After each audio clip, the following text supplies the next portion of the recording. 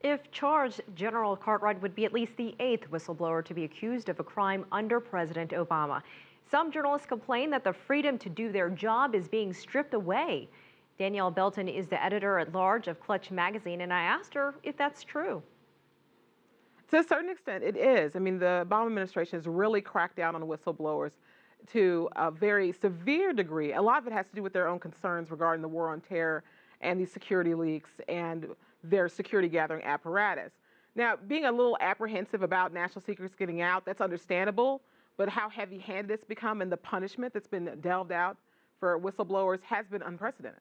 Well, let's take a look at some of the others charged with leaking secret information. Shemai Leibowitz was a former FBI linguist. Stephen Kim worked at the State Department. Thomas Drake worked at the National Security Agency. And of course, we have Bradley Manning, an Army analyst, Jeffrey Sterling and John Kiriakou, both from the CIA. They have been accused. So what kind of effect does charging this many people with leaks have on journalism? Well, when you have this many people charged and they're facing potential time in prison, it really makes them second guess putting out this type of information and getting involved. And it makes journalists second guess their jobs when you know that potentially this could lead to prison time for someone. Now, this is very disturbing because our press can't operate unless it is able to freely disseminate information. There's going to be leaks. You have so many different people. The government is so large, and they have all these different contractors that are working with high-level secrets. There's going to always be problems with leaks. There needs to be a different way of dealing with this and the press where we're not cracking down so hard that the information that the public needs to know is being impacted. When he was a U.S. Senator, Barack Obama supported something called a SHIELD law, which protects journalists from having to reveal their sources. But after he became president, he opposed that law. Why the change of heart?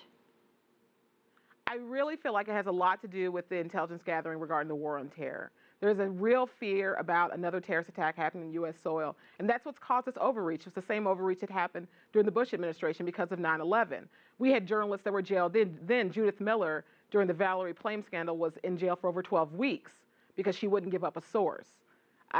So this isn't new. This is an extension of what was already going on, and I feel like that is the main reason for it. I don't feel like it's the best way to gather intelligence. I think old-fashioned police work is the best way to go about it, as opposed to casting this wide net where you're pulling in tons of emails and tons of phone calls, but not really actually targeting the people who are going to be most likely to be involved in terrorism.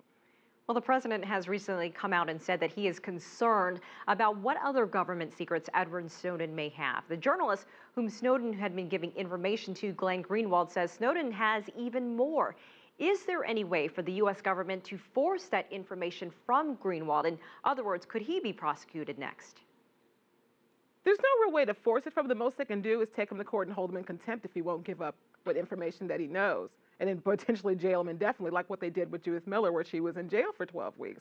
There is a limit to what the government can do to reporters, and that limit is to just throw you in jail. I'd hope that it wouldn't get to that point. I'd hope that we could find some other solution around this, because there is a need for freedom of the press, and the public does have a right to know when they're being unfairly targeted. All right, Danielle Belton, we appreciate your time. Thanks for joining us from St. Louis.